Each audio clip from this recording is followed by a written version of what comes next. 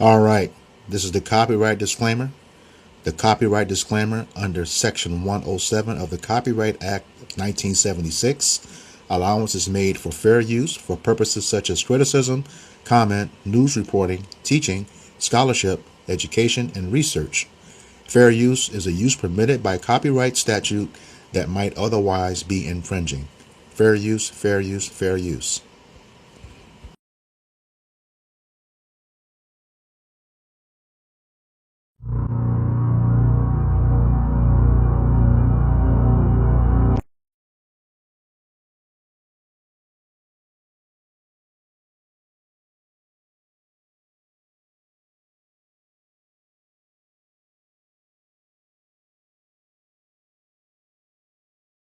Galvarino was a Mapuche warrior fighting the Spanish conquest of Chile during the Long Arauco War. Captured after the Battle of Lagunillas in 1557, he was singled out by the Spanish governor Mendoza to be made a warning. He had the hands and noses of many captives cut off before releasing them, and Galvarino lost both of his hands, hacked off at the wrists, then was set loose to spread fear and submission among his people. But it had the exact opposite effect. Galvarino went straight before the Mapuche War Council, held up his mutilated arms as proof of what surrender brought, and demanded they keep fighting. He then had knives and blades lashed tightly to his stumps and returned to battle, leading charges and cutting down Spanish soldiers. He was captured a second time at the Battle of Millarapue. Defiant to the very end, he told his captors that if they freed him, he would tear them apart with his teeth. Accounts differ on his exact death. Some say he was hanged, others that he was thrown to the Spaniards' war dogs, but each version agrees he met it without flinching. All right, Shalom.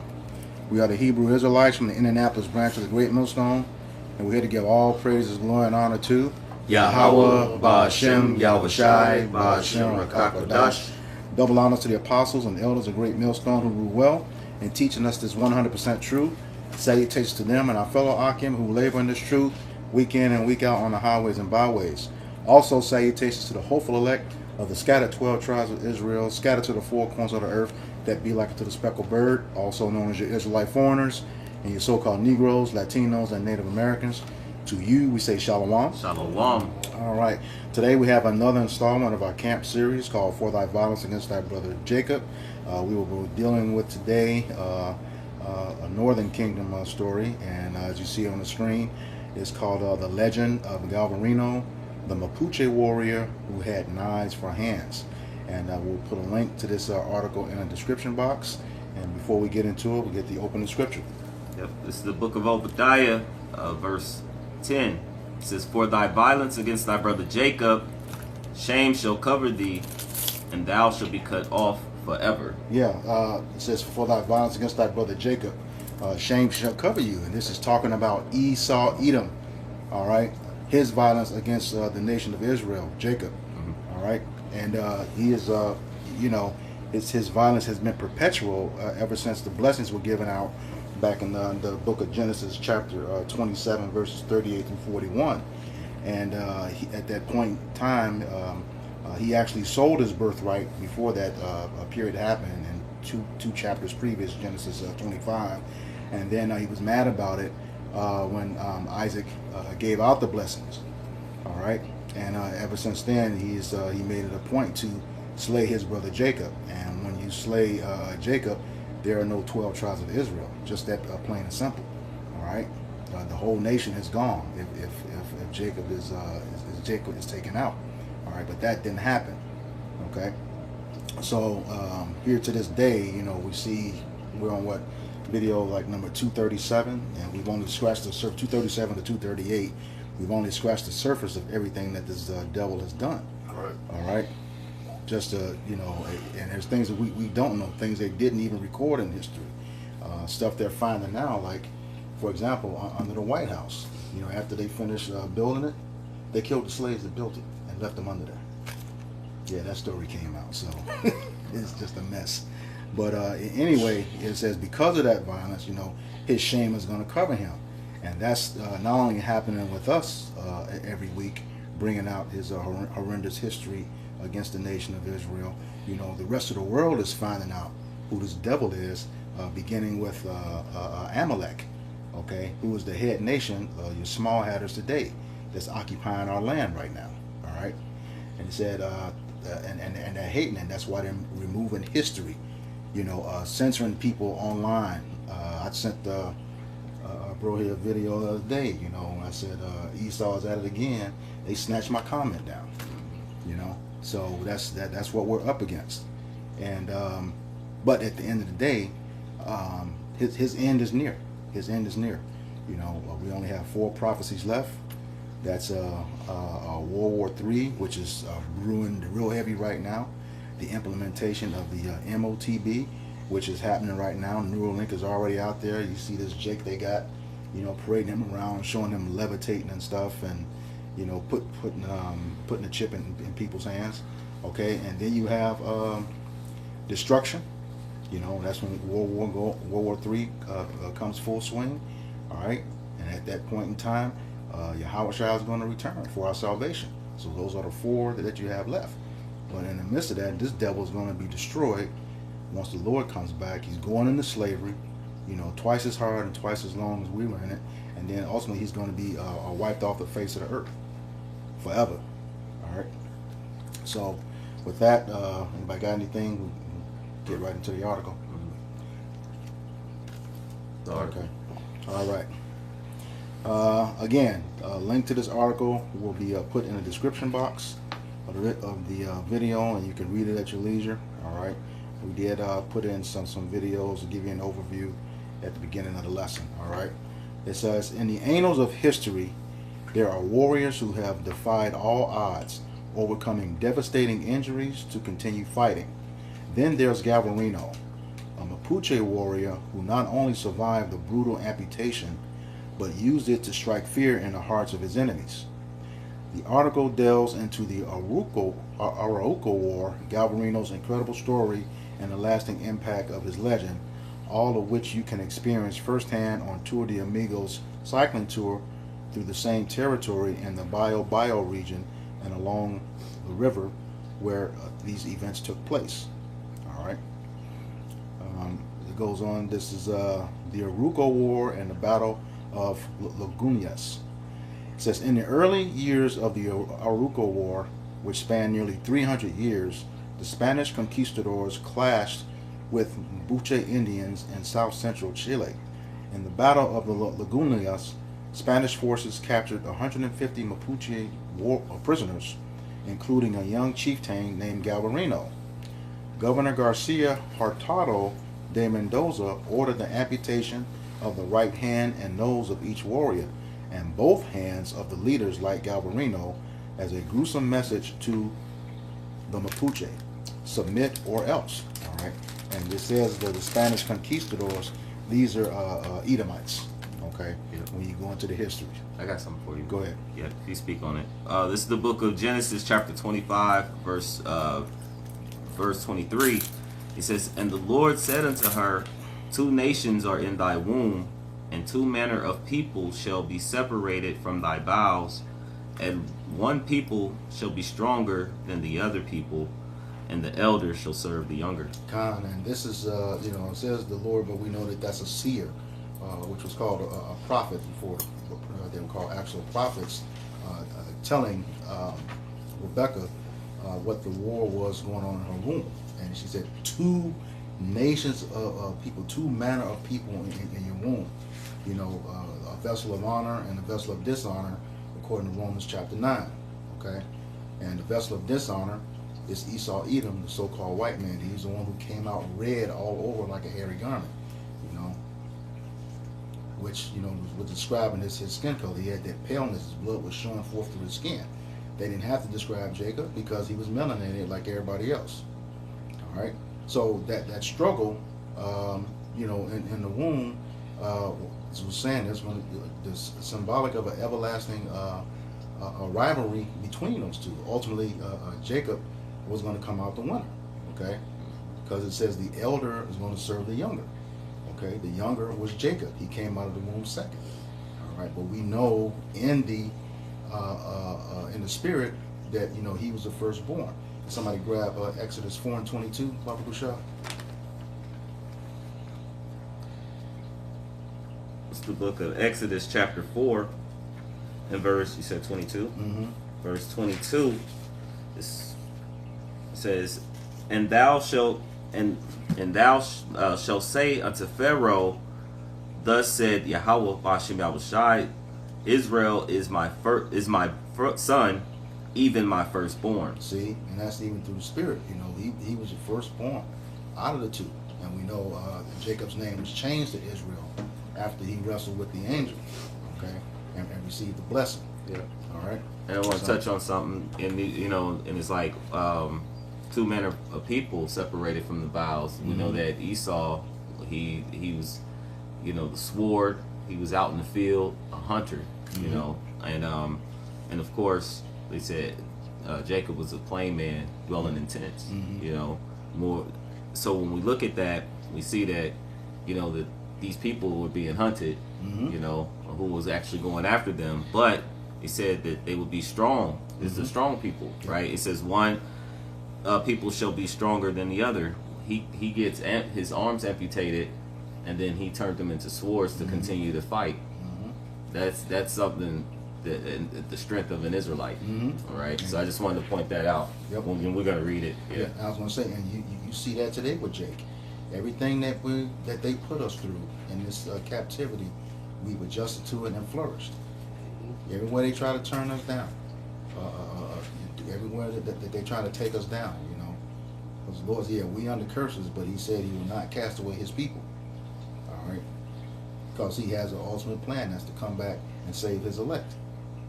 All right, and when that Exodus 4:22, that's who the Lord was talking about, His elect, His firstborn. All right. Let me get that for you.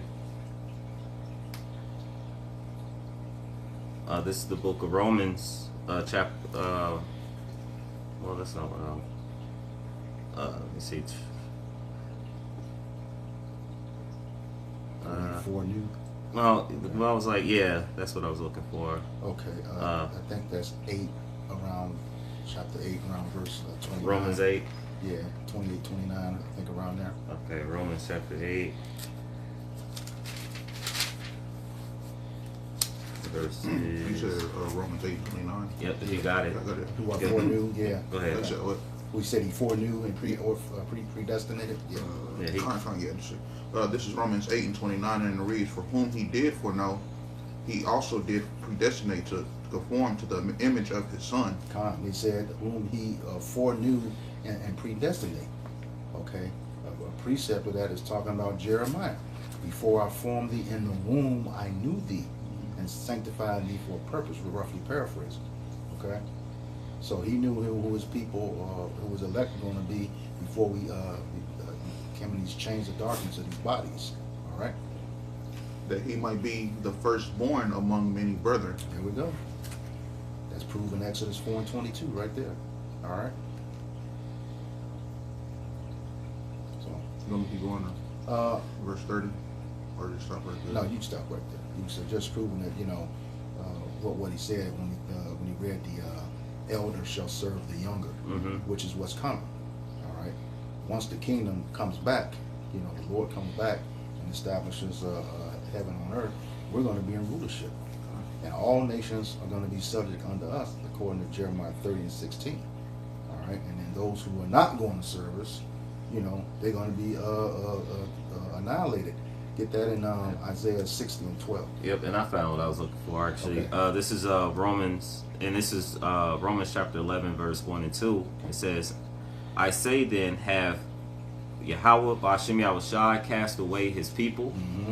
Yahweh forbid, for I am an Israelite of the seed of Abraham, of the tribe of Benjamin.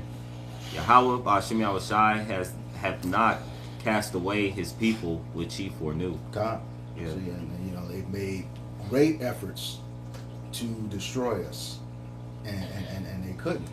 One of those most profound efforts is mentioned in Jeremiah chapter 31, verse 35, where Esau made attempts to take away the sun, moon, and the stars. Okay, we know they're trying to block out the sun right now. Okay, you see that with Kill Gates, with one of his programs. All right, and then as far as the moon, You know, everybody goes back to 1969 with that fake moon landing. Nobody still knows where the person is who took the picture of them landing or leaving. I guess they're still floating around up there. But in any case, the first project was NASA project number A119, where they actually tried to send a nuke to the moon. Okay, we're still here, so that means it never happened. All right, we're still here, and then they try to prove stuff like they've been there. You see it with the Fantastic Four. You know, the movie they hit that radiation belt.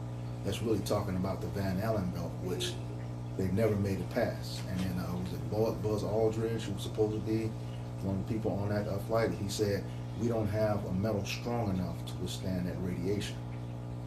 So we're still here, which means they never went to the moon. He can't block out the sun. You know, as far as we know, the only thing that's going to block that out is the mushroom clouds from the nuclear destruction. And that ain't here yet, but it's on the way. All right. You want to Isaiah 60? Yes. And this is Isaiah 60 and 12, and it reads, "For the nation and kingdom that will not serve thee shall perish. Yea, those nations shall be utterly wasted." So, and we know everybody else is going to fall in line, because the prophecy is that Esau, Edom is the only one who's going to be wiped out, according to Isaiah 14, 21, and 22. All right? So he's the one that's going to be utterly wasted and destroyed.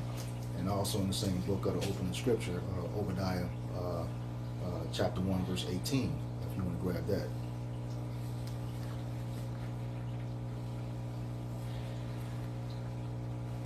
You said Obadiah. Yeah, 18.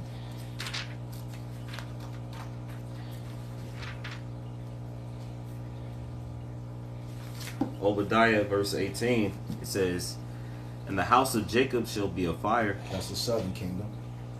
and the house of Joseph a flame, That's the northern kingdom. and the house of Esau for stubble." Khan, that's the so-called all white man. All of his tribes beginning with Amalek. Okay? The imposters in the land to there, that wear the tiny hats. All right? "And they shall kindle in them and devour them, and there shall not be any remaining of the house of Esau, for the Lord has spoken it." Khan. So yeah, he will not exist anymore. All right? After they're done serving in slavery, twice as hard and twice as long, they get rounded up, put into a pit, and that's it. All right? And that's when the two nations come together. Again, as you see that it mentioned Jacob and Joseph. Joseph, we know, is another way of saying Ephraim, who's also the leader of the northern kingdom. All right? So, yeah, they're going to be utterly wasted, as Isaiah 60 and 12 said. So, all the other nations are going to fall in line and do what they're supposed to do. Because they hate this devil now, too, as you can see. All right? Okay, let's go ahead and get into the article. It says, the Arauco War and the Battle of Lagunillas. It says, in the early years of the Arauco War, which spanned nearly 300 years, the Spanish conquistadors clashed with the Mapuche Indians in south-central Chile. In the Battle of Lagunillas, the Spanish forces captured 150 Mapuche prisoners, including a young chieftain named Galvarino. Governor Garcia Hurtado de Mendoza ordered the amputation of the right hand and nose of each warrior and both hands of leaders like Galvarino as a gruesome message to the Mapuche: submit or else. And somebody want to grab what tribe is in Chile for the edification, according to the 12 tribes. You get it?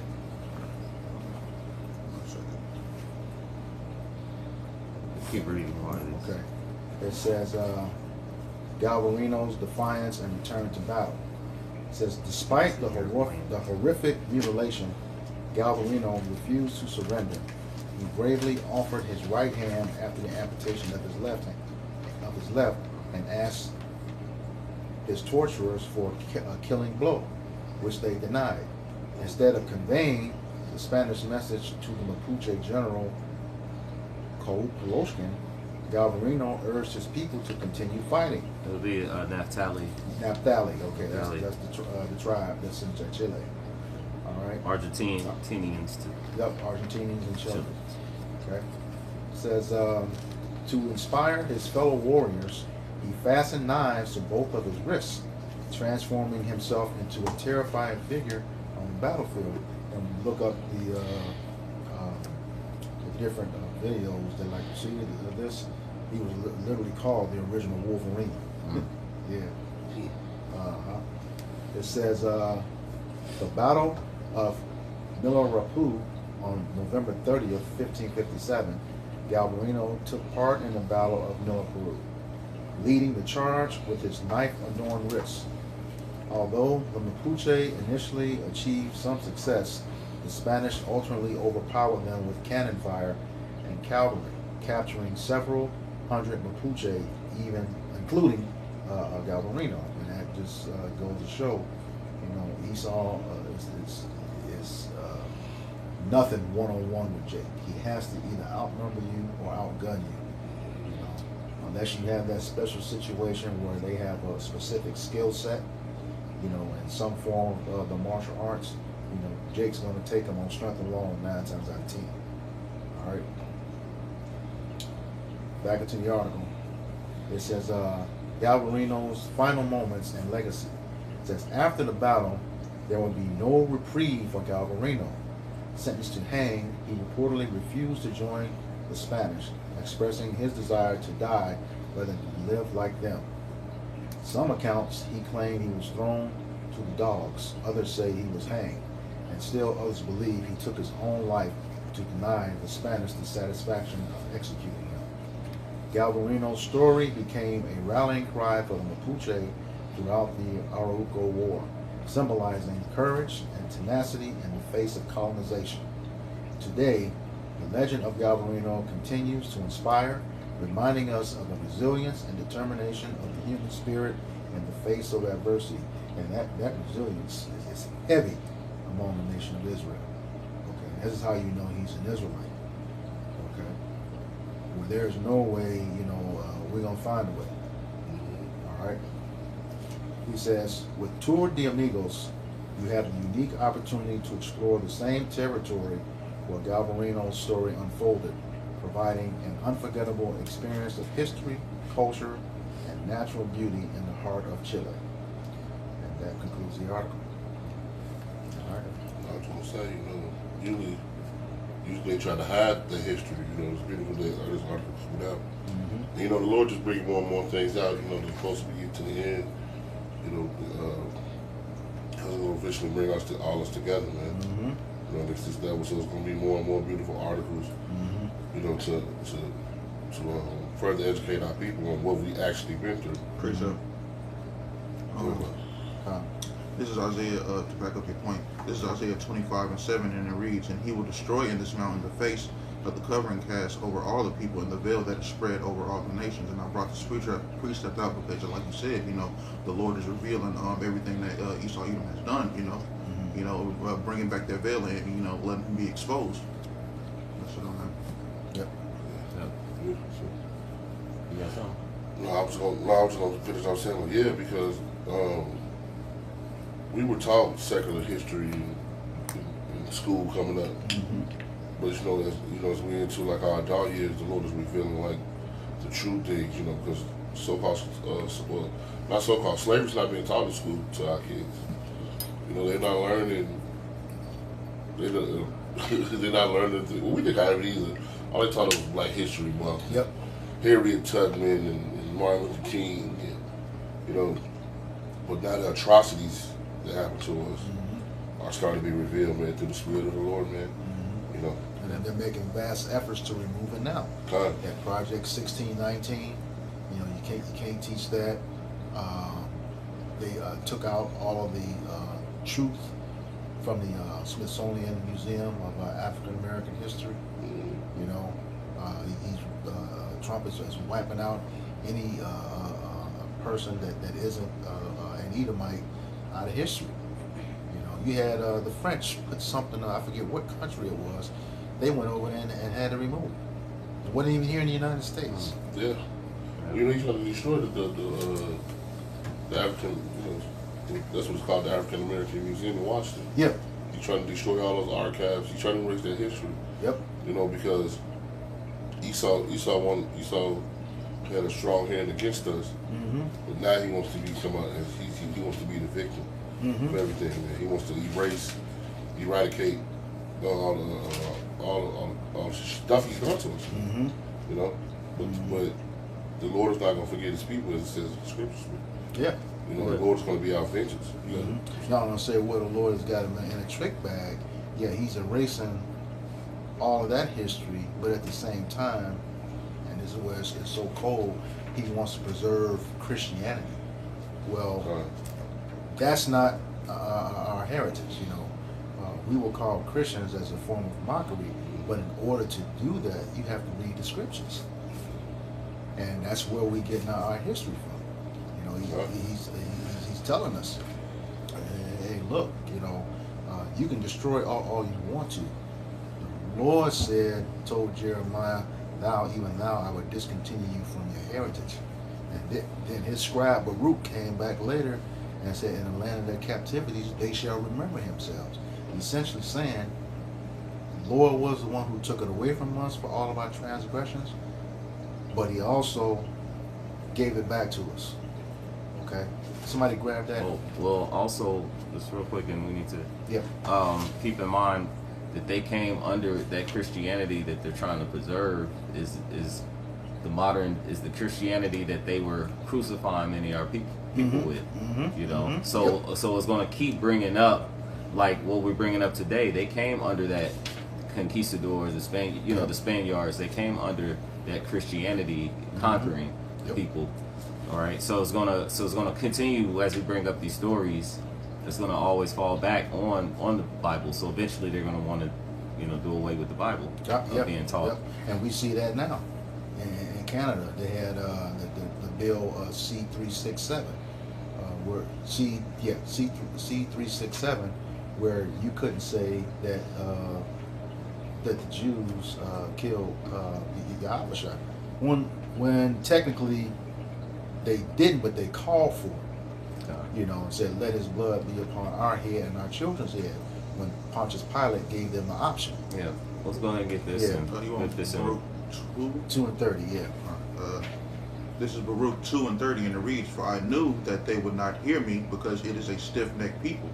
But in the land of their captivities they shall remember themselves, and shall know that I am the Lord, Yahweh Hashem Yahushua, their power, for I will give them a heart and ears to hear. And everybody, anybody sitting in this room knows that it came a point in our time where we realized, hey, something's not right with this Christianity. It's got to be more to it. I know me. I'm sitting in church, man. What is this? I'm not feeling this no more. I'm not feeling. There's more to it. And started, listening to GMS, man, and here we are today. Everything that's been said, everything that's been taught, is coming to pass out of the Scriptures.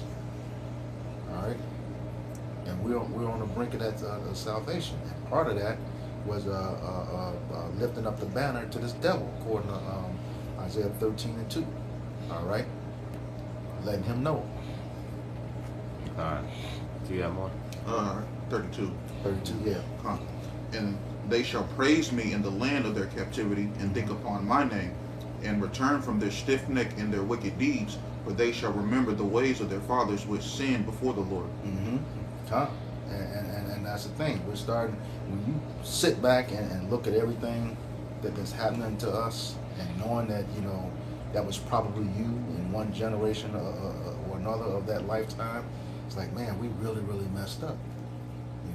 We got to atone for this, because like the scriptures say, in Matthew, no flesh will be saved as long as this devil is continuing to operate. So that's where we at right now. You got the prophets out on the highways and byways, week in and week out, making their own individual videos, letting out the people know what time it is.